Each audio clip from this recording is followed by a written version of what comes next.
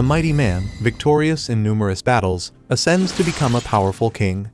Yet, he reincarnates into another life, carrying memories of his past existence, now trapped in the body of a helpless child. Nothing unfolds as he desires, and his body feels like a prison. In this new world, there are powers unfamiliar to him, powers he finds utterly fascinating.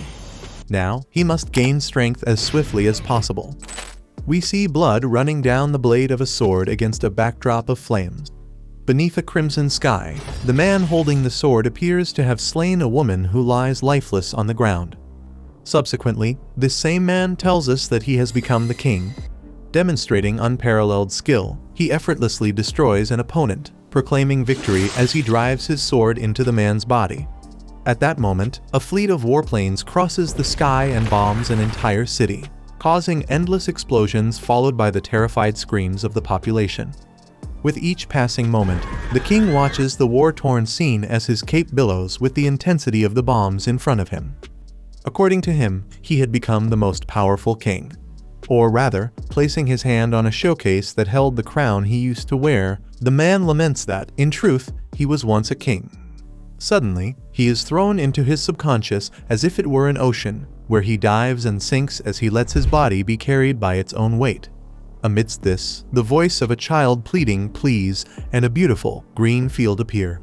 Then, a feather moves toward the warrior as we hear the child say, "In your new life, seek the light." Thus, the once king is reborn in the body of a child. The father is proud that the boy's hair color is the same as the mother's, while she is pleased to see that the son's eyes are identical to the husband's. The man welcomes little Arthur to this world and introduces himself as Reynold. Seeing the man's goofy demeanor, Arthur seems to have retained his old consciousness in the new body. Confused, he tries to understand who these people are until they both declare themselves his parents. At that moment, trapped in his old adult mindset, Arthur realizes he has just been born. Ironic as it may be, after a lifetime of battles and victories, he has been reduced to a helpless little child. Unaware of any of this, the mother pats the boy on the back to make him cough. And that's exactly what he does. Still not quite understanding what's happening, Arthur reflects that Alice and Ray seem to take good care of him, and both are convinced they really are his parents, whatever the reason may be. However, being a baby with an adult mind brings a persistent sense of fear. When he is placed in the crib, he ends up grabbing his father's finger, who is overjoyed to tell his wife. Frustrated, Arthur knows it was just a reflex action, almost instinctive, just like the cry he's about to let out, which was interrupted by a bowel movement replacing the tears. Definitely, his bodily functions are well beyond his control, and nothing happens as he plans, as if his tiny body were a kind of prison. Arthur tries to wake up, but the nightmare continues.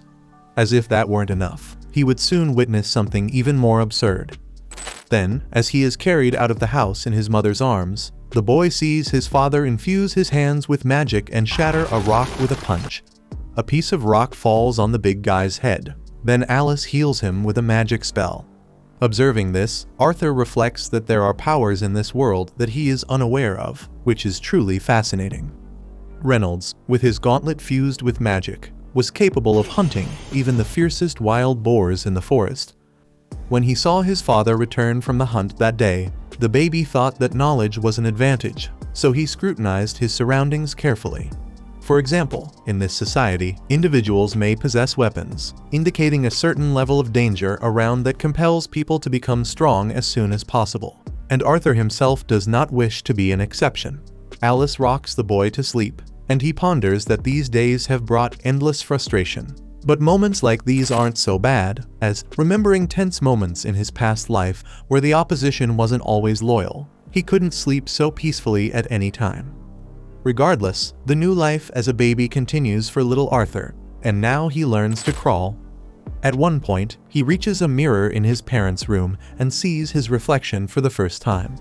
The parents are thrilled with each discovery their son makes, while the kid is still trying to get used to his name. Although, for him, this isn't any serious issue. At bedtime, Alice kisses the little one after laying him out in the crib. However, unlike falling asleep, the rascal climbs down from the crib like Rapunzel from the tower of the castle to venture out. After all, after a long period suffering from his bodily impulses, Now he begins to better control his limbs and needs. While his mother washes the dishes, he crosses the kitchen stealthily, knowing he must make no noise. Upon opening a door, he completes his mission, reaching the bookshelf. After all, as he had thought, knowledge is an advantage, and now Arthur has found what he was looking for: information about this world. According to one of the books he picked up, this continent he was born on, Dicathan, is home to 3 kingdoms. Darv, an underground nation of dwarves. Ilenoir, a country of elves living deep within a forest. And lastly, Sapin, where Arthur is, the region controlled by humans and the most populous. Like his nation in his past life, it is a monarchy. But the difference is that the throne of this country is inherited, not taken. Moreover, this world still seems technologically outdated compared to his old one, and another book explained that this place was still primitive because of magic. In this world, there is a source of power called mana, and the ability to control this magical energy is largely hereditary, occurring in about 1 in every 100 people.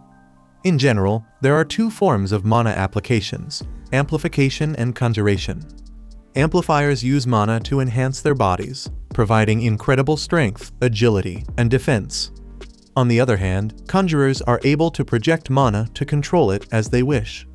The key to controlling mana is the mana core, and the power of magic awakens from the onset of puberty through late adolescence. Channeling the mana scattered throughout the body solely into the core, until you can control it, is what makes you a mage.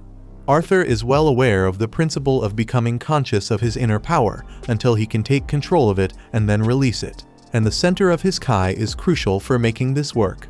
Luckily, the knowledge from the past life of the deceased king may be useful in his new existence, and that is what he tries to do as he begins a meditation that takes him to an empty space within his mind, where a fraction of mana is awakened and concentrated between his hands.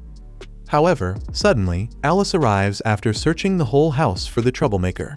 Lovingly, she asks him not to scare Mom like that, but her smile falters when she notices something odd about her son. Arthur thinks she discovered his ability to use Kai, but she only realized that the baby had pooped. Faced with this, Arthur becomes even more convinced that his body is a prison and that he needs to gain more power. The next day, Alice writes in a diary that Arthur was born 2 years ago, noting how cute, curious, and good he is.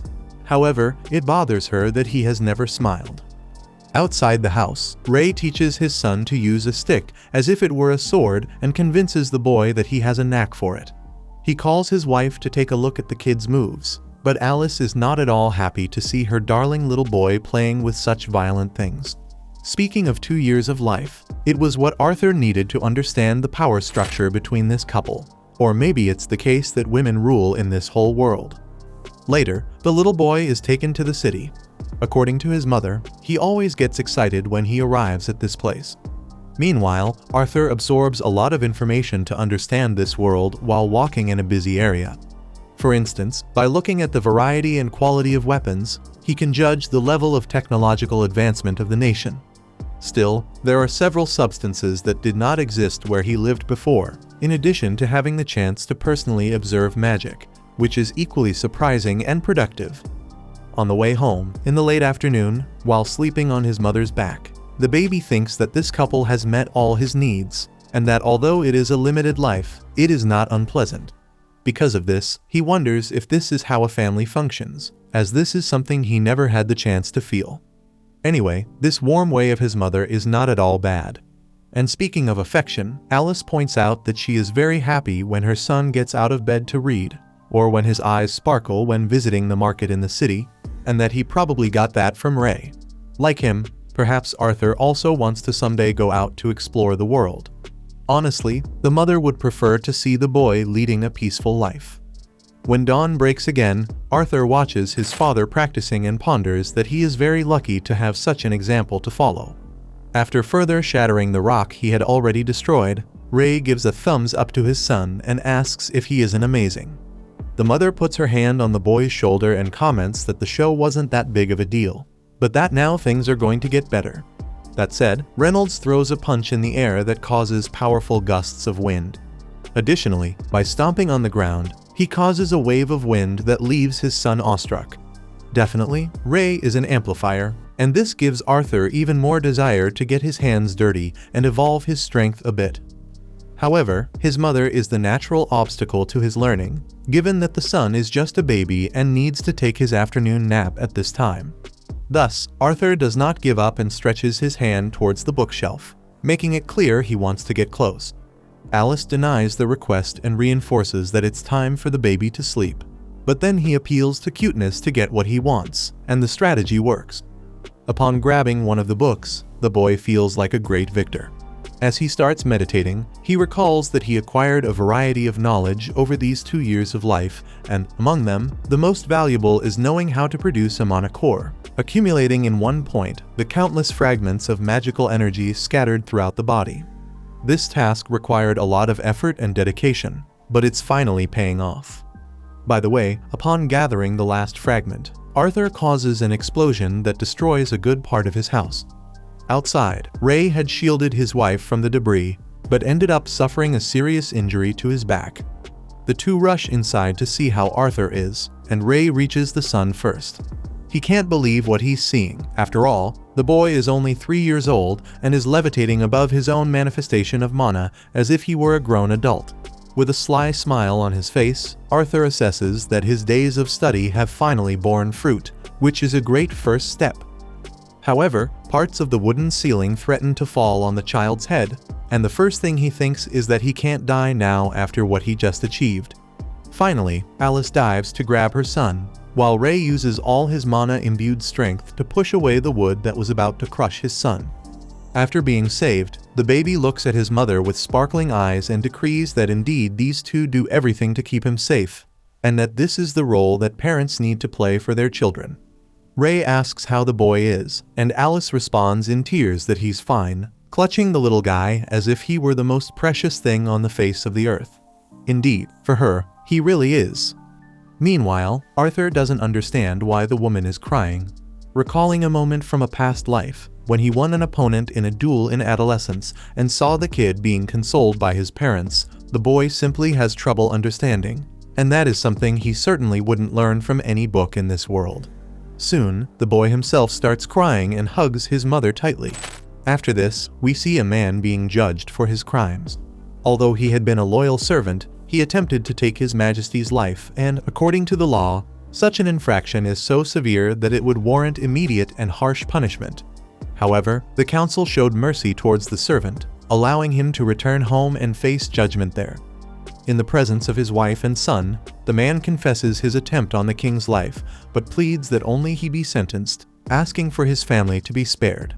According to him, if he were to return to his home country now, a fate worse than death awaits all three. If this is what the man must face, let it be him alone. Thus, the offender implores King Grey to fulfill his wish. Speaking through one of the strange pillars in the room, a counselor states that the criminal was very reckless in his actions towards His Majesty, the light that guides everyone, who should not be bothered with such trivial matters. Consequently, the council decides to punish the entire family, and Grey ends the lives of the woman and child in front of the man. Witnessing the horrific scene, the counselors consider that the king doing this with his own hands is a sign of pure mercy, as the sovereign freed the two poor souls from eternal suffering. Finally, just like the pillars, the family man also thanks the monarch. Returning to Arthur, he receives from the king gauntlets identical to his own. The man was all excited as he handed the item to his son, but the kid seemed more interested in the wooden sword he already had. Pondering alone, the child reflects that if he had to use such a weapon with a child's body, he would die before the enemy could get within range. Regardless, he picks up a stick and calls his son to a duel. Arthur doesn't back down and delivers a sequence of attacks demonstrating great agility. After blocking each blow, his opponent activates a mana reinforcement that imbues the sword. To his surprise, Arthur does the same and shatters the piece of wood from the king. Seeing what he witnessed, the adult wastes no time and talks to Alice, saying it would be good for the kid to have a private mentor. In turn, the woman thinks this idea is absurd since her husband had already said he would train the son. That was what Ray truly wanted to do, but the truth is that the boy's talent is too great and needs a teacher equal to the task to guide him on the right path. Thus, Alice offers to teach magic to Arthur, but Ray argues that the boy's magic is a special case, as he cut a piece of mono-reinforced wood at 4 years old. From that moment, Alice realizes the gravity of the matter but insists on opposing this decision, not wanting to see her dear little boy go to some distant city. Ray asks her to think about their son's future, and she asks her husband to think about his present, because if Arthur leaves, the parents won't see him grow up. In the midst of this discussion, Arthur considers that there are times when emotions narrow a person's perspective, so he proposes a third option: everyone going together. Upon hearing this, the parents look at each other and open their mouths as if the kid had just reinvented the wheel, and then they rush to pack their bags. In the end, Arthur reflects that both have enough energy to act this way all the time. Hours later, in front of 2 carriages, the child's father tells him to introduce himself, and he announces himself as Arthur Lewin. On the other side, armed people gather near the Lewins' house. One of the warriors kneels before the kid and tells him they had met before, but that Arthur is too young to remember. However, Arthur remembers very well. These are the Twin Horns, the group that Reynolds and Alice were part of. The man leading is named Adam Crench, and one of the women, Angela Rose, grabs Arthur tightly as if he were a stuffed animal, and he ends up being saved by Durden Walker, who extends his hand for the young man to slap. Excluding him, atop one of the carriages, remained silent the mysterious Jasmine Flamesworth, and lastly, the pointy-eared archer introduces herself as Helen Shard. Soon, with everything ready, Reynolds orders the carriages to depart, and the journey finally begins. Without delay, Arthur notes how outdated this mode of transport is, very different from the ships that infested the sky in his last life. But he finds the carriage not so bad. The convoy is heading towards the city of Xyrus, but before they arrive, a problem occurs along the way. During a break for rest, the group is attacked by a pack of wolves. Arthur watches alongside his mother as the lupines attack Jasmine, who draws her daggers and ends the enemies in a movement that seems simple because it's so well executed. Then, Reynolds uses the gauntlet to punch another wolf, while Adam Crench drives his spear into another animal's chest. Helen shoots arrows that take down targets at a distance, making Arthur notice that the archer, Adam, and Jasmine are enhancers. On the other hand, being conjurers, Durden Walker conjures a powerful earth magic that shakes the battlefield, and Angela Rose wards off an opponent with a wind spell. Watching the spectacle, Arthur concludes that he needs to reach these guys' level soon.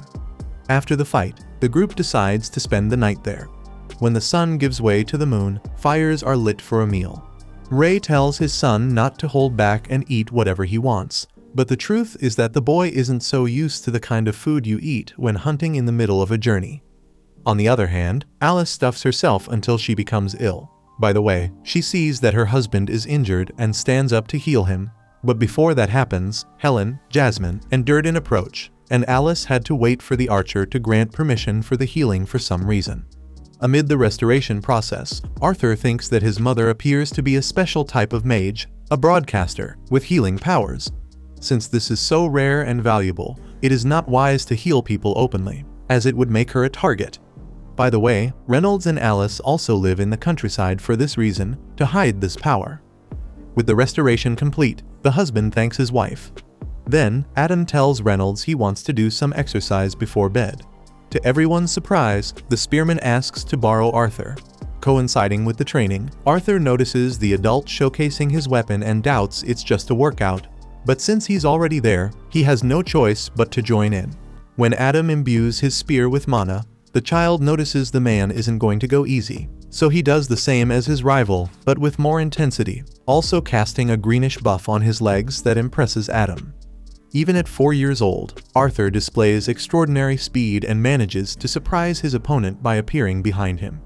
However, despite putting him in a vulnerable position, the child loses his balance in the step and forfeits the positional advantage. Nonetheless, the two engage in an open duel until the spearman conjures a skill that flings the youngster into the air. While Arthur laments his body is too light for this fight, Angela prevents his fall with wind magic. After the duel, Durden and Helen complain that Adam was too rough on the boy, but the spearman insists Arthur is a relentless little monster. On that note, he wants to know what kind of training or weird juice the father gave to the child, but Ray responds that he never did anything. In fact, in the midst of this, Jasmine suddenly appears in front of Arthur, asking him to teach her how he pulled off that move. Arthur knows that It's the eyes of someone who won't give up until they get what they want. By the late afternoon of the following day, the little boy surveys his cart and concludes that the journey has been quite smooth. The next day, the convoy takes another break, and Arthur uses the opportunity to evolve his body and mind in certain aspects, receiving training from the adults there, each contributing with their specific skills.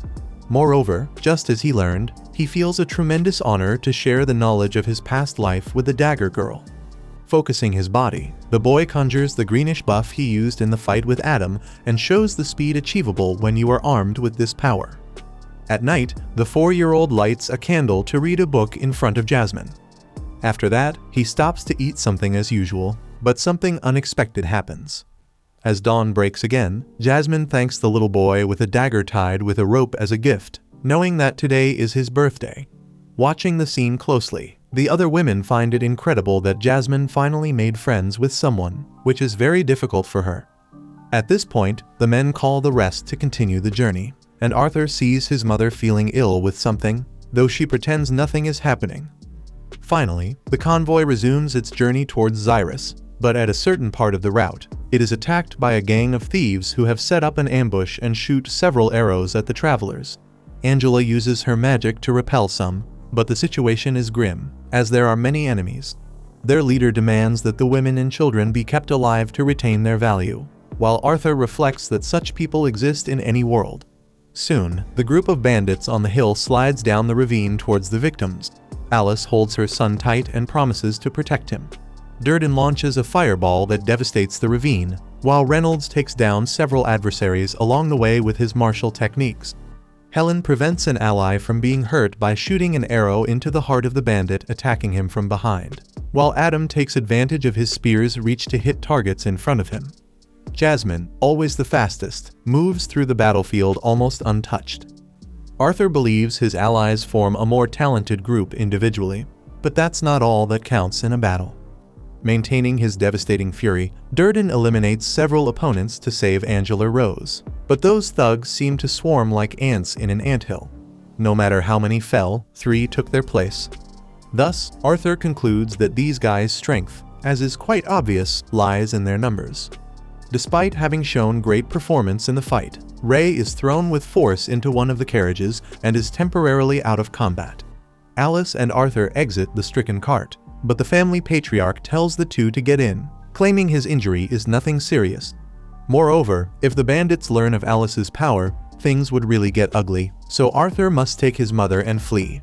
Outraged, the boy insists he is old enough to fight, so the father tells him to use that strength to protect his mother, as she is expecting another child. Upon hearing this, Arthur immediately understands why his mother had been ill those times. For this reason, he acknowledges his responsibility and buffs his feet again. As he approaches the Lewin family, the chief of the bandits orders his henchmen to chase after the child and the woman.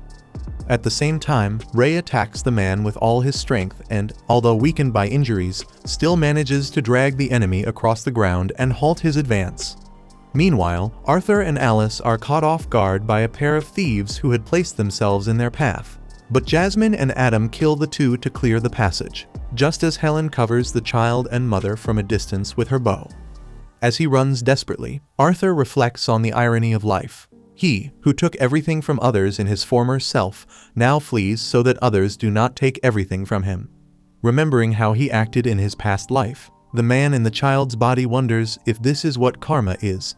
Eventually, during the escape, a wizard from the gang of thieves casts a spell on Arthur and Alice. The child pushes his mother to save her and absorbs the entire impact alone, falling from the cliff. With that, Arthur draws the dagger he received as a gift from Jasmine and vows to take his assassin with him to the beyond. As he throws the knife, the rope wraps around the enemy's leg and pulls him down.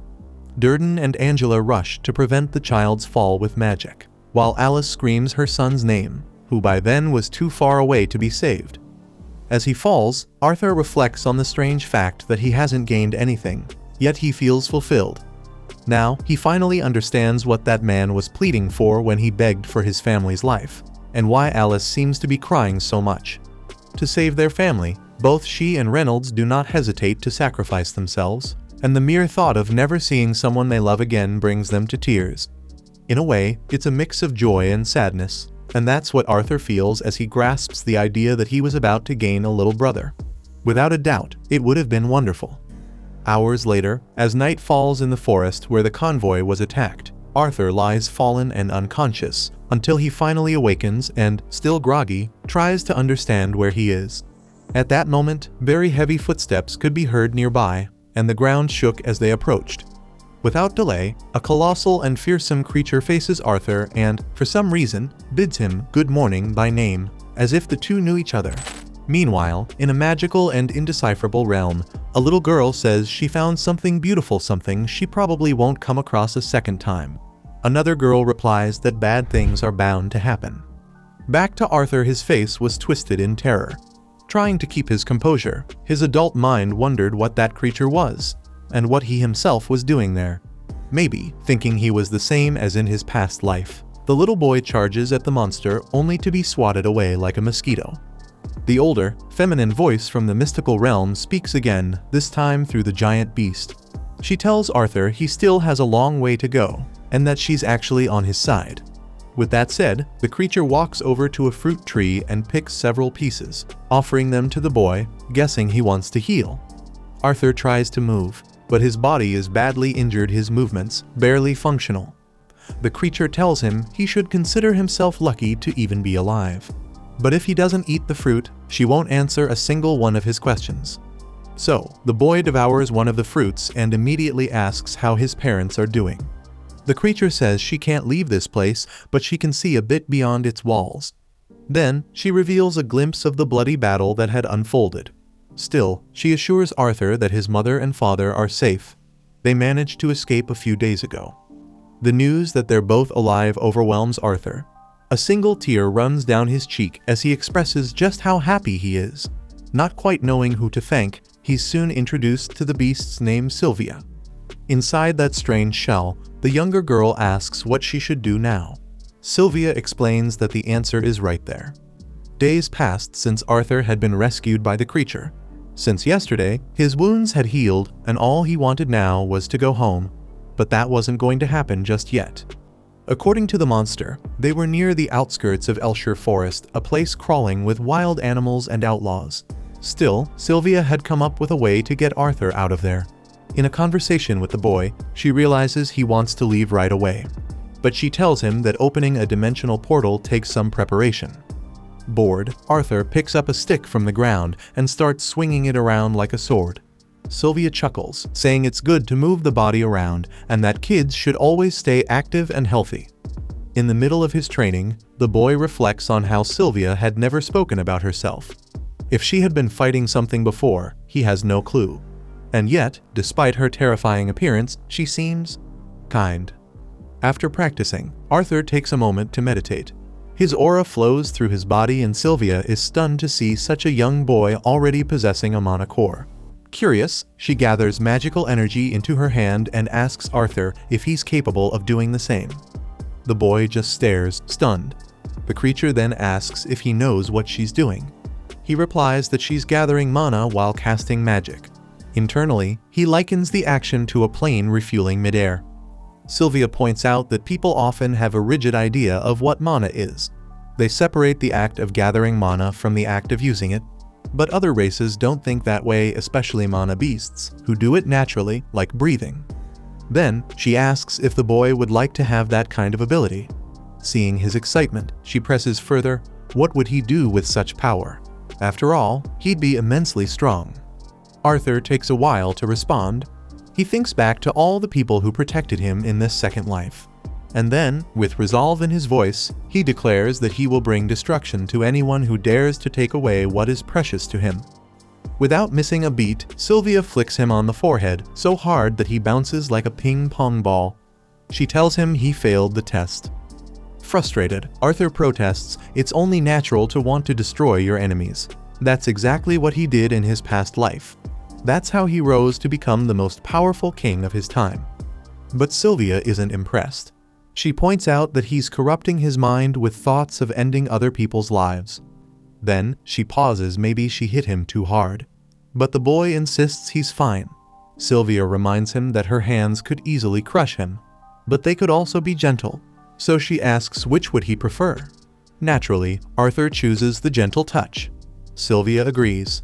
After all, anger and hatred burn quickly and often lash out as violence. Maybe it feels good in the moment, but those feelings always end in hate, nothing more. She tells him that she didn't save his life so he could use it for something like that.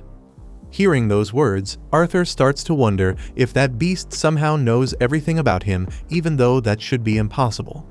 Sylvia then returns to the original question. What will you do when you have that power in your hands? Again, Arthur recalls memories of his time with friends and with his parents. With determination in his eyes, he says he wants to protect the people he loves. Sylvia smiles. That, she says, is the perfect answer.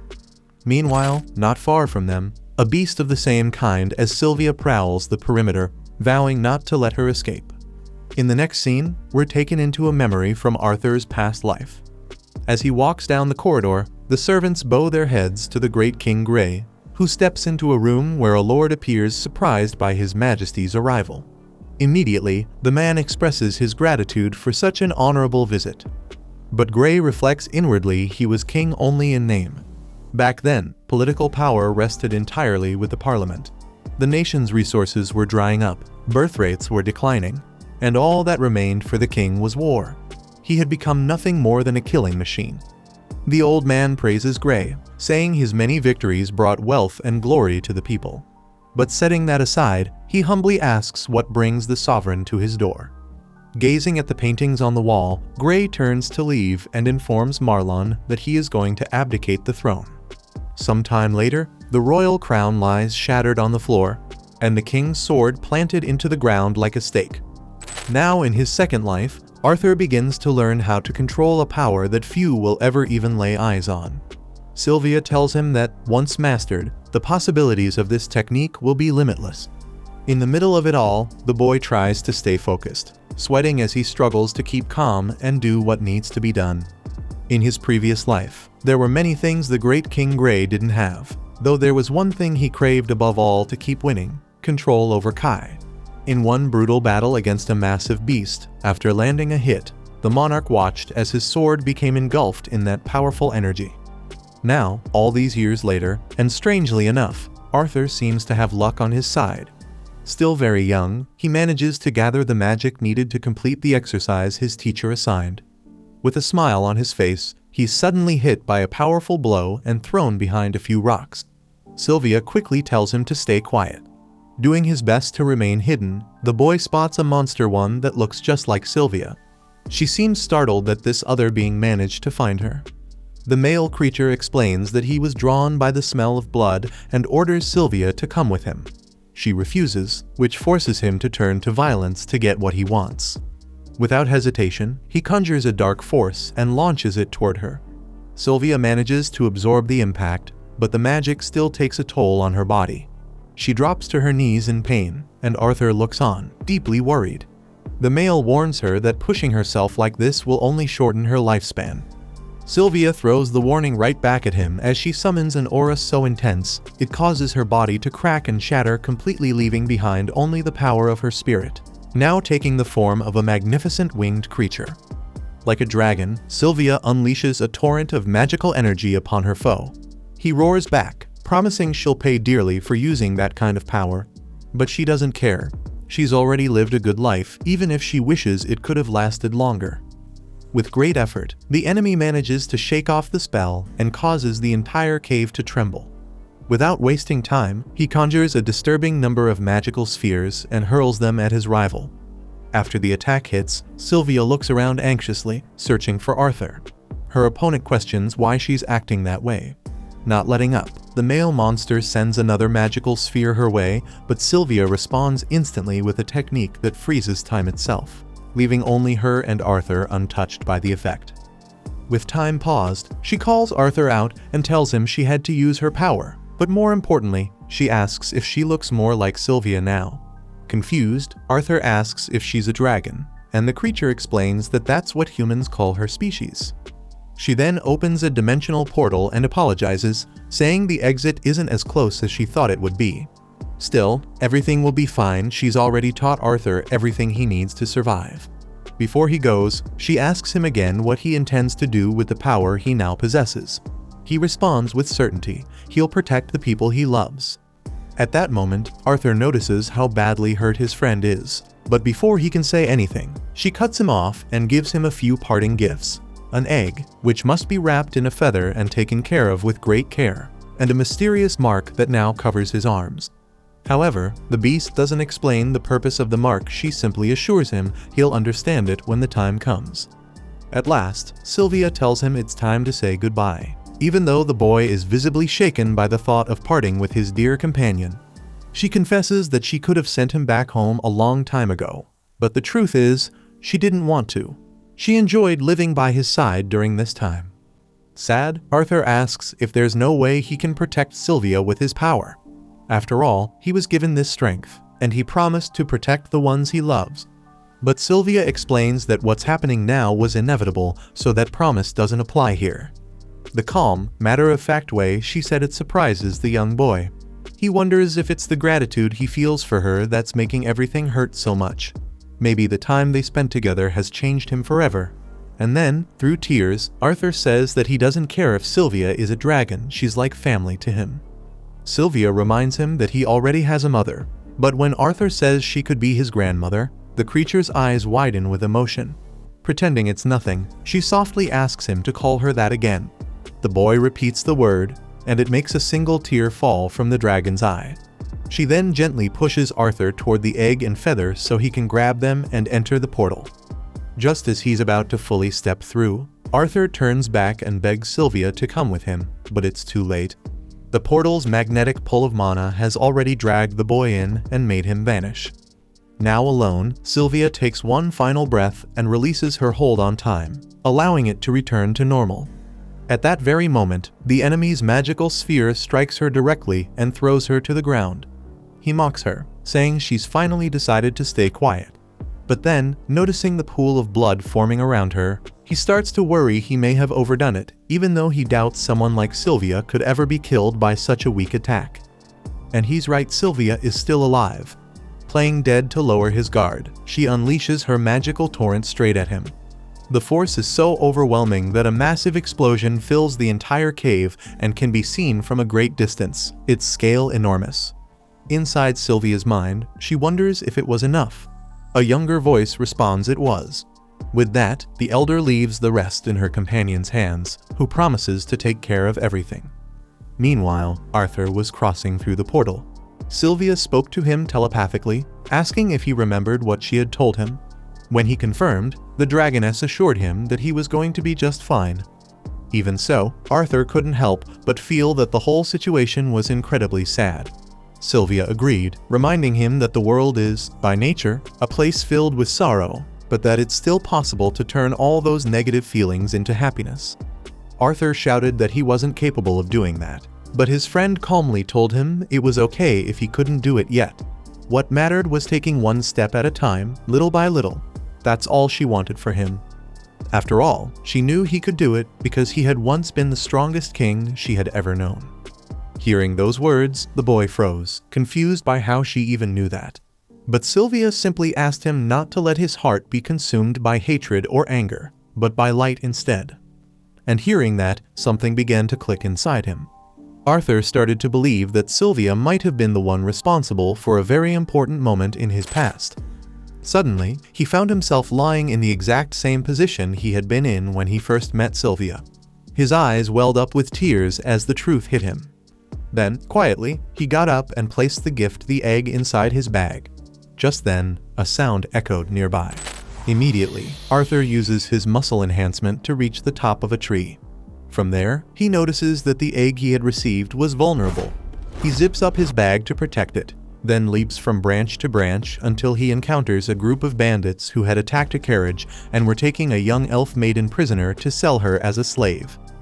Witnessing this scene, Arthur instantly remembers being attacked by that gang a few days ago. When the elf is thrown into the carriage to be taken away, his anger surges.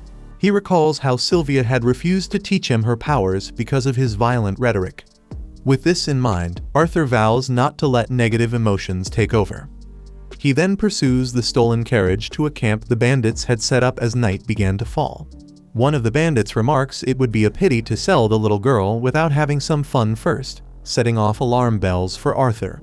Regardless, he decides to wait patiently in a meditative state to act at the best possible moment. As night falls, Arthur observes the horned wolves and wonders why they obey these people without resistance. He then notices they are restrained with magical collars that make them docile.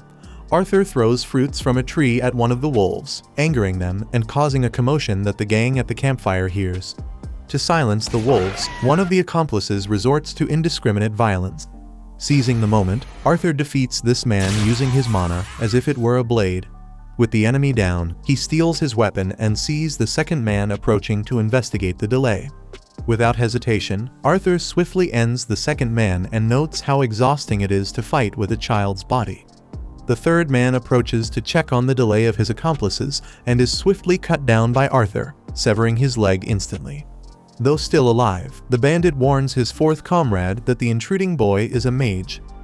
With this information, the henchman reveals his own mana and shows that he too can use magic. Moreover, he expresses a desire to keep Arthur alive since a child wizard would fetch a higher price than the elf they captured.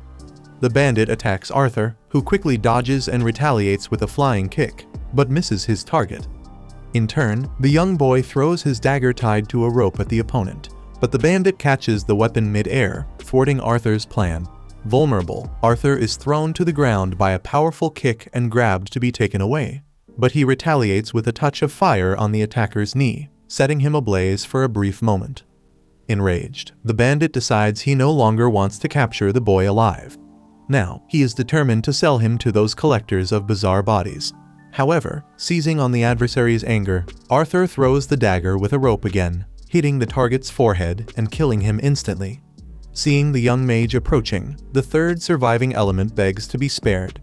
Then, Arthur recalls that the young girl had also pleaded for mercy from the man, but he does not remember him having listened to her. Thus, Arthur finishes off the bandit and enters the carriage to remove the blindfold from the captured young elf. For a moment, he sees the elf as if she were someone else, but with no time to ponder on it, he decides to take the girl out of the vehicle and tells her she is free to go. The elf asks if the human is hurt, and Arthur shows a wound that would definitely make a child of his cry. Putting that aside, he reflects that this is the first time he's seen someone his age since he was born in this world. Finally, he covers the bodies of the bandits with blankets, claiming that it's not something a child like the elf should see. The girl responds that the human is also a child, leaving him without an answer. She wants to know what happened to the guys who kidnapped her, so the boy lies that they were involved in an accident, but that everything is now fine. The next thing Arthur does is gather the girl's belongings and remarks that it was fortunate he arrived in time. Hearing this, she blushes and grabs the boy's hand. While saying nothing, she hopes her expression conveys that she cannot be left alone because she is afraid. Arthur assures her that the guys won't bother her anymore. Then she thinks to herself, this kid must be crazy to leave a girl this pretty alone.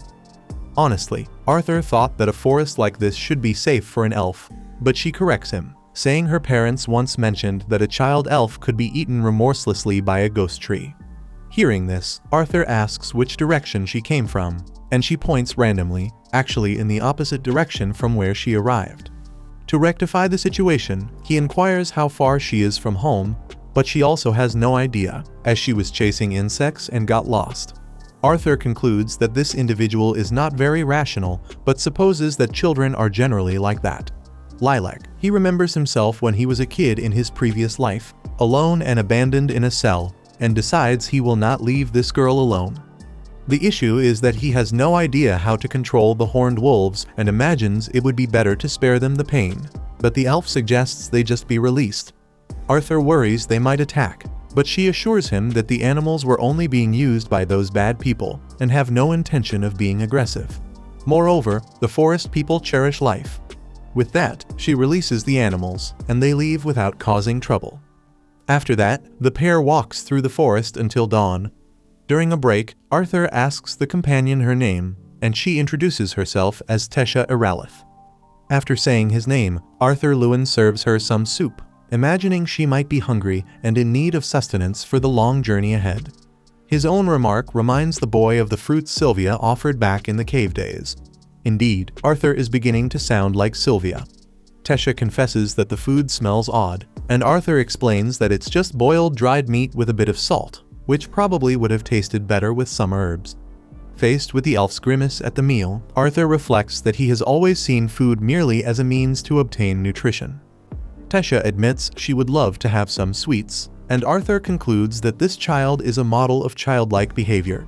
She asks why he came to Ulster Forest, and he mentions that he lost track of his family, which makes the elf feel a connection, as she too is lost. Arthur inquires about life in the land of the elves, and she shares that it's fun in Elenoir. Since her parents are very busy, she spends a lot of time with her grandfather and caretakers. Soon, the journey proves to be much longer than Arthur expected. So far, there's no indication of Elenoir's location.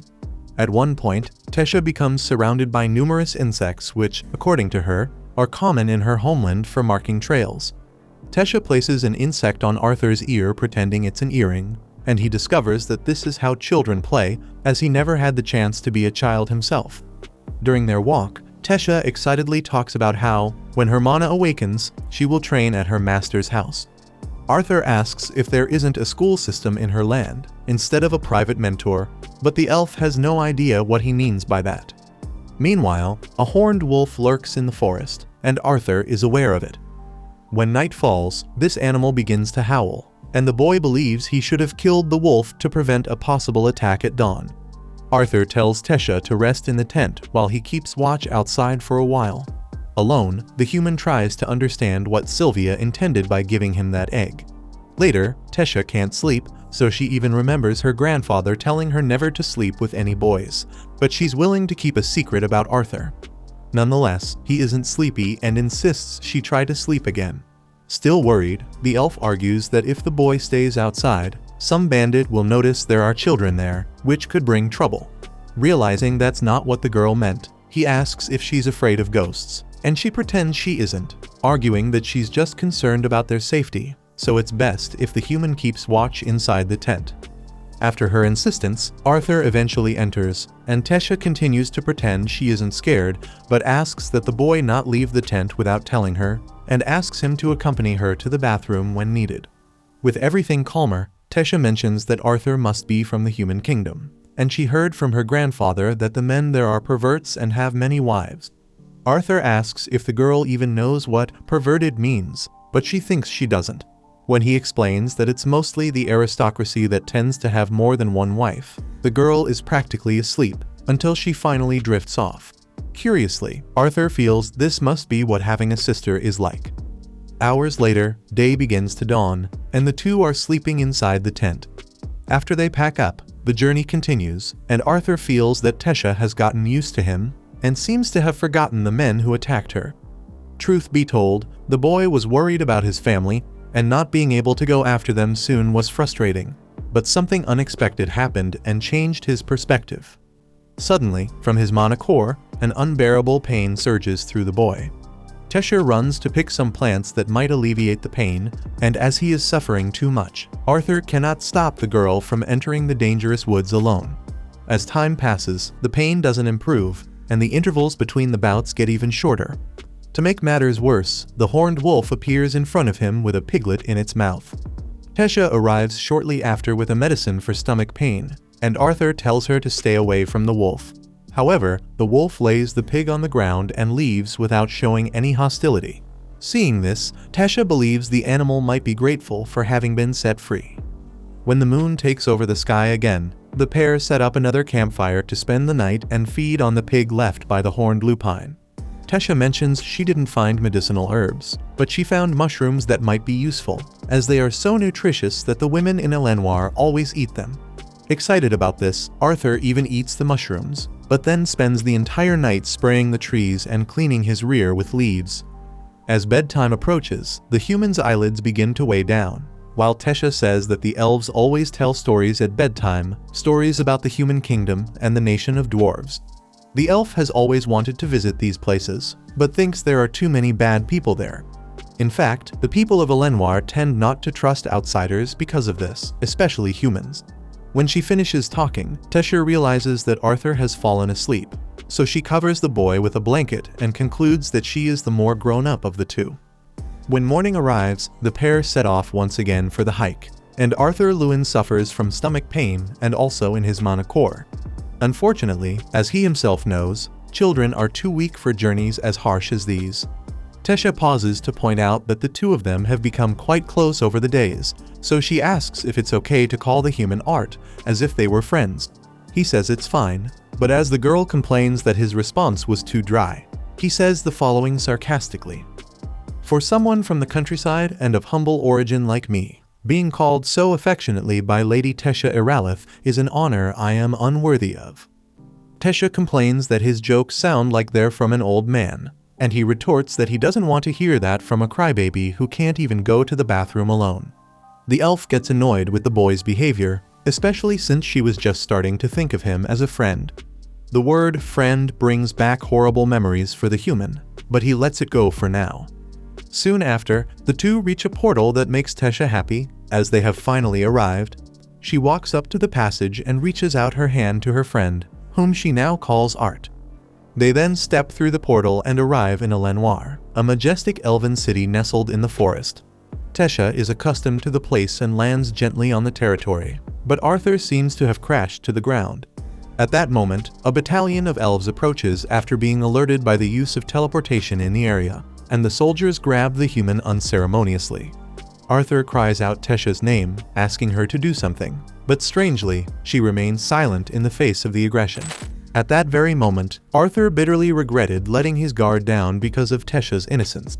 Earlier, they had grown closer, and now the boy blamed himself for falling for the tricks of that opportunistic elf. Suddenly, an elf ordered that the human be killed, but Tesha demanded they stop. The elf argued that beings of Arthur's race were extremely dangerous, but the little girl insisted that this boy was the reason she had returned home safe and sound. Still, the officer accused Arthur of brainwashing her, until an older elf appeared through an energy portal and ordered that the human be left alone. Tesha greeted her grandfather, who introduced himself as Virian Iralith, the former king of Elenoir. He thanked Arthur for saving his granddaughter, revealing she was none other than the princess of Elenoir. Hearing this, Arthur was extremely surprised, as the girl had never mentioned her royal status. Soon after, the child's parents arrived in a carriage, hurried and relieved to see their daughter was safe. However, the king was furious to notice a human's presence and demanded that Arthur be arrested. But Virian announced that he had ordered the soldiers to lower their weapons, as, despite being a barbarian, this boy had rescued Princess Tesha. The little girl confirmed this account and even requested that the boy be invited to the castle. The king was at a loss, as inviting a human to the elf palace was almost a crime against their species, but Tesha showed all the compassion in the world by setting aside these prejudices and inviting her friend for a meal. Before they left, Virian mentioned he would like to speak with Arthur later, and Arthur noted that this elf seemed to possess some kind of mysterious power. On their way to the castle, Tesha took Arthur by the hand, and they passed through the market set amidst the giant trees of the Elshire forest, where the curious homes of the inhabitants of the kingdom of Elenoir were built. Everywhere he went, the boy could feel the tension in the air, and the weight of those glares that gave him no peace for even a moment. Indeed, the hatred for humans was so deeply rooted in that society that it was impossible for them to act normally. Just like Arthur had read in history books, the past wars had left wounds that had never healed. Observing every detail of that eccentric region, Arthur noted that not only was the city peculiar, but so was this girl who was said to be the princess. Although she had secured his life in the moment of tension with the guards, the look she gave when Arthur was grabbed was quite dark, and the boy couldn't understand why she had behaved that way initially. Besides, the throbbing pain in his chest continued to exact its toll, but come what may, he must not let his guard down again, for it had almost cost him his life in this unfamiliar land. After the walk, they reached the castle, and Tesha was greeted by her many maids. She asked that Arthur be treated in the best possible way, as he was her savior, and if there were concerns about him being human, she assured them that the boy was a good person. First things first, Arthur requested a conversation with his friend about everything that was happening. Soon, Tesha's parents and grandfather gathered for this discussion, and the table was served with high-quality food. Arthur stood by the table because he did not feel worthy of joining the others, but Tesha insisted that he join everyone for the meal. sitting at the head of the table, the human felt even more withdrawn and exposed, as he was the intruder, the stranger. By the way, the king initiated the conversation by introducing himself as Alduin Iralith, and mentioned that the queen's name was Muriel. Arthur Lewin introduced himself as a humble peasant born in a poor village within the kingdom of Sapin, and he felt honored that someone of his social class had the opportunity to be alongside the aristocracy of a distant kingdom. Alduin praised the boy's education and vocabulary, and Arthur felt that he had scored a point, as things would never progress if they continued to see him as just a child there.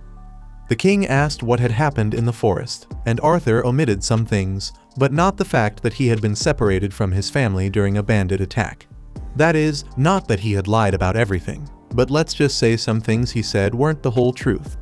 Then, when he mentioned the part where he met Tesha, the atmosphere in the room suddenly changed. Alduin slammed his fist on the table upon discovering that slave traders were about to take his daughter, and he once again highlighted the wickedness of humans for engaging in such an evil profession.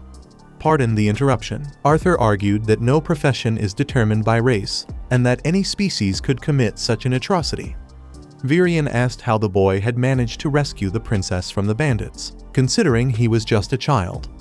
Arthur revealed that he was a mage, and had used his sorcery to eliminate the criminals and rescue Tesha. An elvish soldier at the table contested this claim, as a child could never do that, and even accused the boy of deceiving the princess just to infiltrate this kingdom. Virion ordered for the last time that none of the soldiers raise their voice to the visitor, and Tesha confirmed the human's version, vividly remembering those men planning to sell her because of the value her race would have on the market. Suddenly, as she found herself immersed in these traumatic thoughts, Tesha was embraced by her mother with immense affection and support. Alduin believed the human story, who thanked them for their trust, but also had a request to make. As mentioned, Arthur had been attacked by bandits, and his only wish was to return to Sapin and reunite with his family. On the other hand, although things had been smooth so far, the deep scars of the troubled relationship between the two races began to resurface, and Alduin was not inclined to show so much compassion to a human to the extent of helping him in this. However, Arthur stated that this was precisely why he had made this request. If the elves claim that humans are mere savages, surely they do not behave in the same manner. Alduin was left speechless, and Virion remarked that the boy had caught him there. Whatever the case, the king mentions that the existing hatred between the two races won't disappear overnight. Tesha steps in, making a stern face at her father in an attempt to make him adjust his stance in this conversation. Immediately feeling the pressure from the young girl, the leader of the Elenwar elves reveals that, for starters, the teleportation portal to the kingdom of Sapin is only accessible to the council of rulers from the three races, held every 7 years, with the next opening not due for another 5 years. On the other hand, the king cannot allow a human to live among them for that long, so he arranges for some soldiers to escort the visitor back home tomorrow morning. Arthur is moved by the chance to return to his homeland until the pain in his chest overtakes him again, contorting his face in agony. At night, the elves provide a room for their guest, and as he showers, Arthur notices the pain worsening with each passing moment. In that instant, he silently calls out to Sylvia, as if she could somehow hear him. After the shower, he steps out onto the balcony and finds comfort in the night breeze to ease his suffering. As his condition worsens, the boy decides he must discover the cause of this pain once and for all. Then, he sees Tesha with her parents and wonders if Reynolds and Alice are all right. In his mind, his parents would never die easily and surely escaped safely. But the growing longing makes Arthur question if, when they reunite, they will smile at him as Tesha's parents are smiling at her. Amid this reflection, Tesha notices he seems restless about something. Due to the chest pain, Arthur can't sleep and decides to walk around the kingdom, and at some point, the royal family member catches up with him. He asks if he interrupted her spoiled princess moment, and she tells him to cut out the jokes. Later, she apologizes for how her father and the others treated the human earlier. In turn, Arthur is calm, as it only shows how worried they were about her. In his opinion, she should take advantage of all this to behave like the spoiled princess she is. Hearing this again infuriates the girl, but she swallows her anger to emphasize that everything will return to normal once Arthur finds his family again. With that, he bows his head and questions whether his parents would indeed be happy to see him again, as they were attacked because of him. and ever since he was born into this world, the boy feels he has only brought trouble.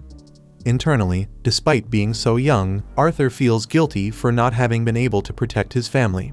Seeing the boy's pain, Tesha shakes his head and asserts that his parents are definitely sad that they can't see their son, and that he's talking nonsense because even she is already sad that the little boy will leave, even though he hasn't left yet, showing how much he is cherished, even if he doesn't believe it and sees himself so negatively. Just then, a spectacle of natural lights begins to grow and parade through the air of that balcony, and Arthur is able to clearly see Ray and Alice amidst it.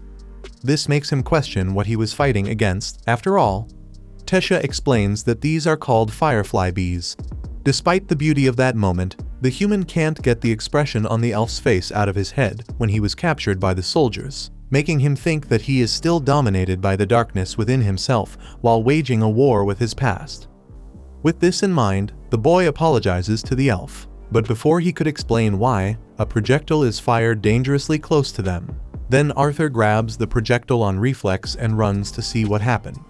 The attacker was none other than Lord Virion, who had been observing the conversation from a distance. However, the elf replies that the bee he threw was nowhere near lethal. Then, Arthur opens his hand and realizes it was indeed just a simple firefly bee. Virion emphasizes that the boy's defense and reflexes were instantaneous, so the story about the fight with the slave traders seems to be true. Arthur asks if the guy is doing this just to test him, while Tesha tells her grandfather to stop picking on the boy, as Art isn't the type of human he hates. Virion responds that he would never come just to make fun of the young man. In fact, by summoning a wooden sword, he confesses that it's been a long time since he's seen someone so interesting. Then, the elf throws the weapon to the human and moves his granddaughter further away with a levitation power. Knowing what it entails, the boy holds his sword in combat stance, then strikes trying to surprise the opponent with his speed. However, despite his age, the former king of this land shows unusual agility and successfully dodges the blow. Curiously, even though he's much younger, Arthur needs to use mana to accelerate his movements and keep his defense high, because the truth is that the opponent is much faster than him. When Virion misses a blow, the boy sees his chance to catch the elf off guard, but no matter how hard he tries, Virion is always able to escape every attempt to be hit. Moreover, in a masterstroke, the former king breaks Arthur's sword into pieces with his hand. A piece of wood flies towards Tesha. Then Arthur throws the handle of the weapon to change its trajectory and prevent the girl from getting hurt. From there, the boy appeals to his magic and gathers a good amount of mana to charge at his opponent, but the elf seems to have an answer to everything. This reminds Arthur of the look he saw in the beasts he faced in the arena in his previous life.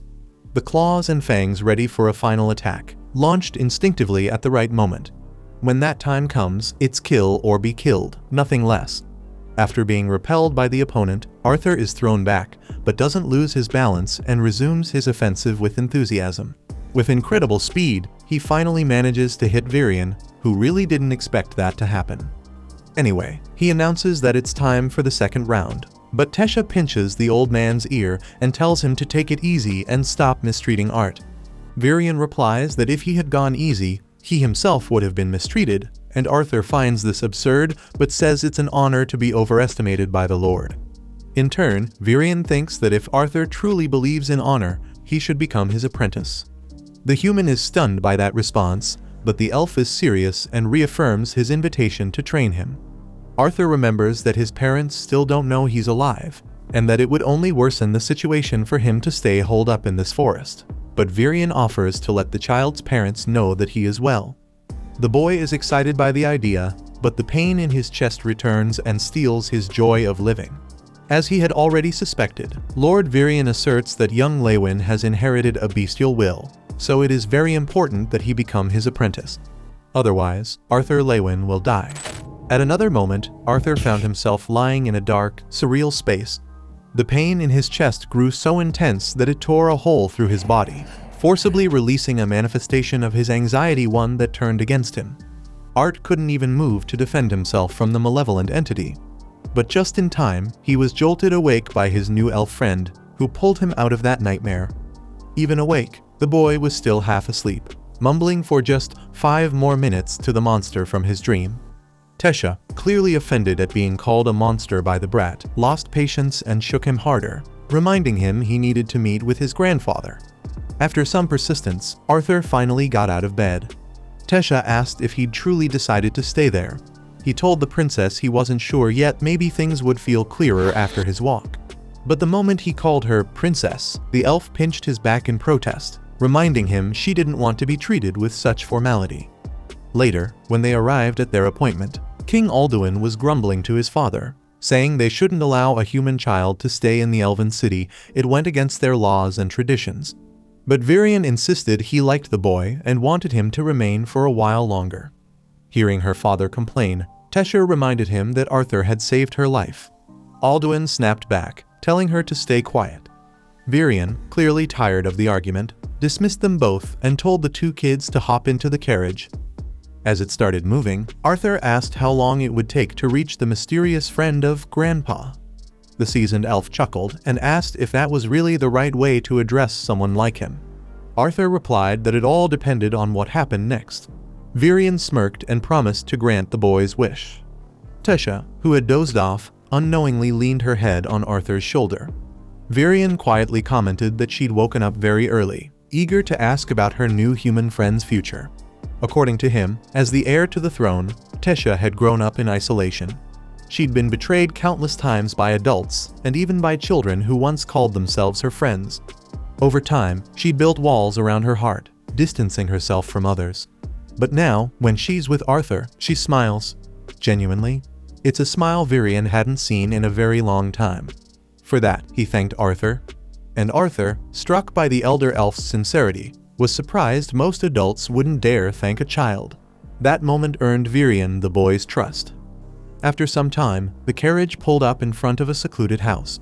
Arthur couldn't help but wonder how important this person must be for a former king to travel so far just to visit them. Suddenly, Virion kicked the door and yelled for the old witch to come out. There was no response, so he leaned in, trying to listen through the door only to have it swing open right into his face. The woman on the other side scolded him for yelling outside her home. Virion introduced her as Rhenia Darkasson, a special mage and an old friend. Arthur recalled that a special mage wasn't bound to the usual 4 categories just like Alice. Virion explained that the sorceress might be able to grant Arthur's wish, and the boy thanked him sincerely. Wasting no time and with zero interest in being polite, Rhenia told the brats to get inside so they could begin the procedure. Inside, the home was crammed with books and not much else, making Arthur wonder what she could possibly do to help. Soon, the 4 of them gathered around a table, where a bowl of water sat waiting. Arthur explained that he'd come hoping to contact his parents, just like Grandpa had told him was possible. Rhenia laughed when she heard the kid call Virion Grandpa, teasing that the old man was going soft for letting anyone speak to him like that. Then, she revealed she was a seer. Using her powers, she realized Arthur truly was a special child. In fact, even she couldn't see certain parts of his inner self. Normally, she could glimpse fragments of a person's past and future. She asked if that was what Arthur had come seeking his future. But the boy, eyes lowered, said no. He just needed to know if his parents were alive and safe. With that, Rhenia instructed him to gaze into the water and focus on his mother and father, filling his mind with every detail he could remember. As he did, she cast a spell near his head and told him to speak to them the moment he saw them. In an instant, Arthur Lewin saw his mother, her reddish-brown hair glowing softly, her skin kissed by the sun, her presence warm and gentle. Then came his father, with those piercing blue eyes. At home, he was calm and kind, but out there, he was a charismatic leader and a formidable warrior. In the vision, Alice was serving Reynolds some stew, the same stew that reminded them of how much Arthur loved it. Alice mentioned that today was their son's birthday, and the memory of that day brought a wave of pain crashing down on her. The trauma of losing Arthur so suddenly still haunted them. After he disappeared, the grief hit hard. Durden even punched Ray in the face after seeing him drink too much, drowning in sorrow over his missing son. Still, time moved on. The carriage kept going. Life had to continue. Thanks to the success of their mission, Alice and Reynolds were highly respected in their community. They were even rewarded with a mansion for their contributions. What's more, Alice's pregnancy was progressing well, and the two of them were ready to heal, to move forward with a new life. After recalling those moments, Ray regrets asking Arthur to protect his wife and child, and both parents begin to cry.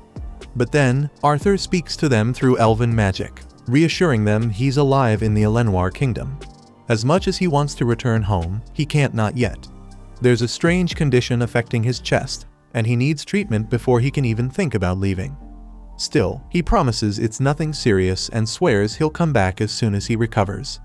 Before ending the spell, Arthur pleads with his parents not to blame themselves for what happened.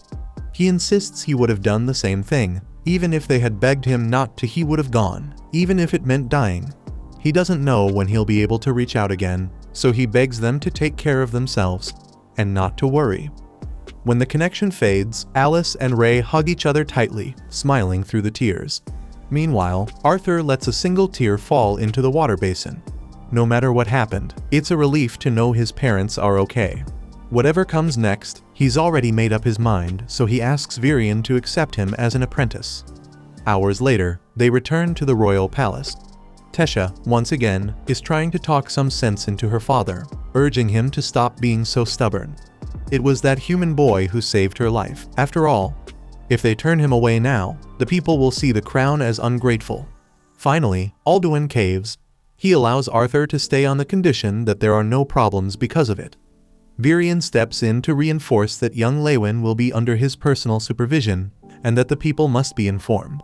If anything happens, the responsibility will fall on him. And with that, even though he clearly disagrees, Alduin lowers his head to his father's judgment and accepts. So, the king himself goes to speak with Arthur and apologizes for how he's acted since the boy first arrived. He admits that ruling for so long has made him a bit set in his ways. Still, he thanks Arthur once again for saving his daughter and officially welcomes him to the kingdom. Queen Muriel adds her own apology and tells Arthur she hopes he'll see this place as his new home. Arthur tries to understand what made them change their minds so quickly. But when he looks at Tesha and Virion standing there beside them, he figures it out. Clearly, the king is too soft when it comes to his daughter, and powerless when it comes to his father. And speaking of pushing boundaries, Tesha says that if her father really feels sorry for how he treated her friend, then he should let her show him around the city. Alduin looks nervously at his wife, silently asking for help. Muriel just smiles in approval. And with that, Tesha finally gets her wish, taking Arthur on a tour through Elenoir, starting with the bustling public market that sprawled across much of the city, alive with people and packed with colorful tents filled with goods, food, and all sorts of surprises. For Arthur, this was his first time experiencing an elven region up close, and he was truly amazed. Tesha, full of energy, grabs him by the arm and drags him along. There's a bazaar nearby that sells delicious fruits and sweets, she says, and if they don't hurry, everything will be gone. But on the way, they bump into an elven child who recoils in disgust, claiming he's been contaminated by human germs. That spoiled brat even points at Arthur and says that, sure, maybe he's earned the favor of Lord Virion, but this kingdom is no place for monkeys like him. Keeping his cool, Arthur sees a golden opportunity to let his mischievous side out, no doubt influenced by all the time he spent with Tesha lately. As the kids' friends mock him, one particularly arrogant boy sneers that while the princess may have an impressive reputation, walking beside a human will surely tarnish her legacy. So, introducing himself with flair, he declares he is Faerith Ivsar II, and he would like to accompany Her Highness on her walk. Arthur pretends to be amazed. Wait, are you the famous Faerith Ivysaurus? The kid turns red with fury at the audacity of this filthy human. But Arthur doesn't back down. In fact, he doubles down, bowing mockingly before such a brilliant prodigy. Seeing these two getting away with their antics, Faerith finally loses it and challenges Arthur to a duel, vowing to defend the honor of his noble lineage. Tesha asks if he's really willing to throw hands with Lord Virion's apprentice, but Faerith stands firm. His father taught him never to let anyone mock him, no matter who they are. So, he wants to know, does Arthur accept? Or will he run off with his tail between his legs, just like the monkey he is?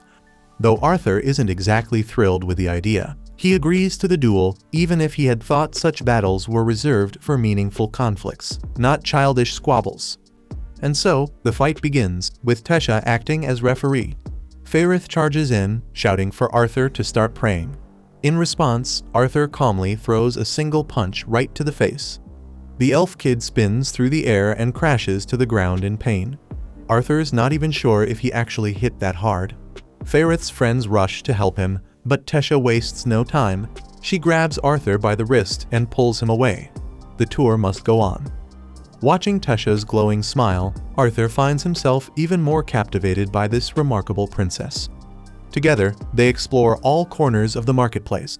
Arthur sees shops and goods he'd never imagined back in human cities, regional delicacies, cultural trinkets, and even a library filled with elven literature he's thrilled to browse.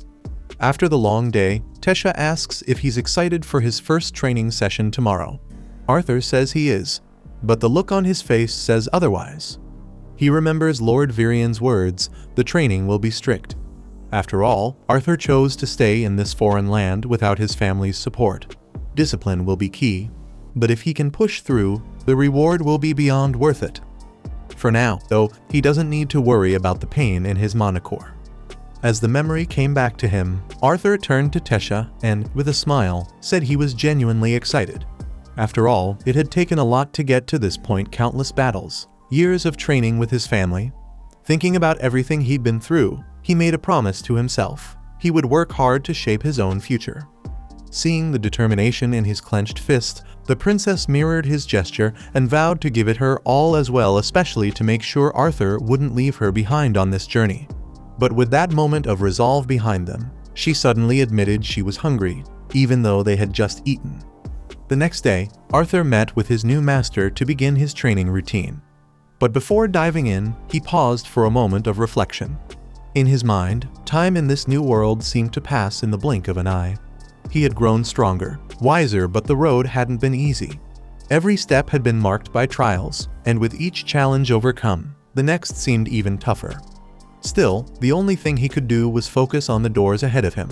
And that thought alone made him realize the future was going to be thrilling. 3 years later, Tesha woke Arthur up the painful way using magic. Furious, he groaned and asked if she could try being a little gentler next time. She rolled her eyes and said she had, at first. But since he never woke up, she had to switch tactics. Shortly after, the two watch the king and queen leave for a meeting. At the same time, Tesha hands her friend a sandwich for breakfast, joking that food always tastes better when it's given by a beautiful girl. Without missing a beat, Arthur takes a huge bite out of the stuffed bread and asks where this beautiful girl who made it is hiding. Later, as they're warming up for training, Virian complains that they showed up late today. He tosses each of them a wooden sword to start the day's exercise.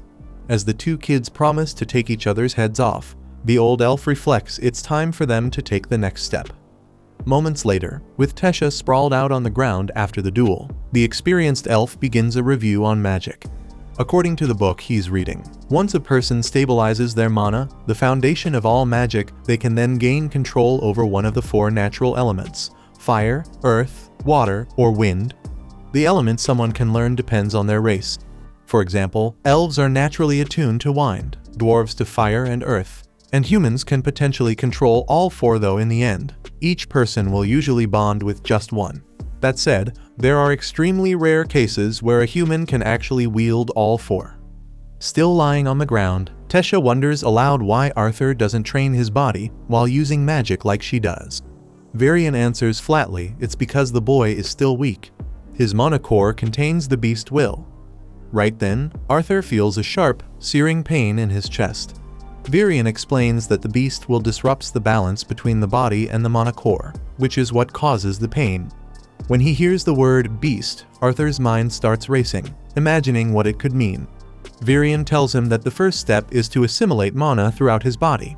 Tesha, meanwhile, teases him, saying the real reason he's like this is because he just got whooped in their duel. Arthur groans back that anyone would be in pain after taking a hit from this princess.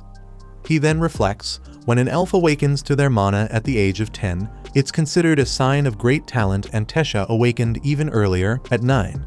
Since then, she's trained with him every day. Seeing that Arthur still has energy left, Virian decides it's time to awaken the beast will within him. If they succeed, the boy won't have to suffer anymore, and he could even become a beast tamer. With that, the master raises his right hand and begins casting a fire spell that travels forward, reaching the boy's mana core the moment Varian touches his chest. But the moment he does, something unexpected happens. The fire spell spirals out of control, exploding and throwing both elves backward. When the chaos settles, a glowing mark appears just beneath Arthur's eye, then fades. The boy collapses, unconscious. Arthur is immediately taken back to the palace at dusk. He wakes up in bed to find Varian sitting beside him, clearly worried. The elf asks how he's feeling, and though Arthur is still a bit disoriented, he replies that he's fine. That's when Varian asks if he knows what the beast will really is. Arthur recalls the moment Sylvia revealed her true identity as a dragon. When he tells Varian about it, the elf's expression turns serious. He urges the boy not to tell anyone else because the will of a dragon is known to bring unexpected conflict. With that subject put aside, Varian reminds Arthur that he's scheduled to return home in 4 months. That catches the boy off guard. He thought he had another 2 years in Elenoir. Varian explains that a cultural exchange between the 3 kingdoms is about to take place. During this period, the gates to Xyrus City will be open. Arthur realizes that must be why the king and queen left earlier. But when the elf sees Arthur's distant expression, he asks what's wrong. He'll finally get to see his parents, after all.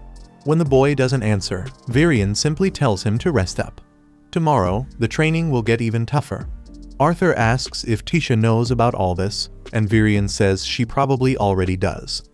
And in fact, at that very moment, the princess has just received the news from her parents. That night, Arthur lies awake thinking about the 4 months he has left in Elenoir when suddenly, the egg Sylvia gave him begins to crack and emit a strange magical reaction.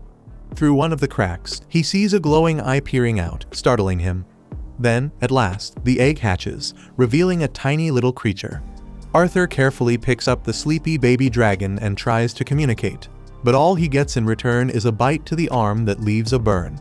Then, something extraordinary happens. A magical crest appears above the burn and immediately soothes the pain. A moment later, the little dragon begins to speak inside Arthur's mind, making him think, at first, that someone else is in the room. He decides to name her Sylvie, in honor of her mother. She seems to really like the name.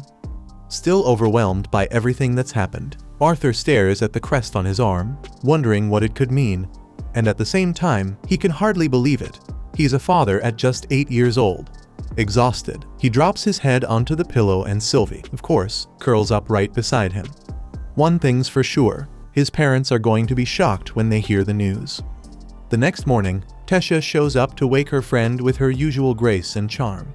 But the moment she pulls off his blanket, she's met with a surprise, a dragon lying beside him. Arthur jolts awake at her scream, but it's not a scream of terror. It's pure excitement at seeing such an adorable creature just begging for a hug it clearly doesn't want.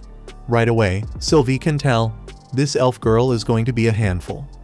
Later on, while the 3 of them were walking through the forest on their way to training, Tesha kept calling out to Sylvie like she was a pet, but the little dragoness growled back and tucked herself under Arthur's chin for protection.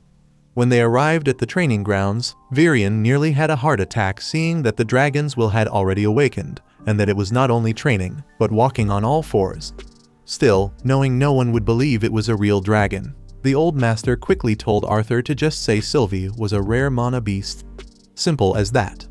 Now, about today's training. Since Arthur had become a beast tamer, he needed to train both his mana core and his beast core. And as everyone knows, the best way to sharpen your skills is through real combat. Without warning, the sensei unleashed a devastating whirlwind of power, and in a blink, the seasoned elf transformed into a giant, shadowy creature. Varian didn't hold back. He darted with terrifying speed, appearing behind Arthur like he had teleported. Drenched in sweat, Arthur threw up his hands in surrender, begging for a break. Honestly, his master's current form was enough to traumatize the poor kid for life.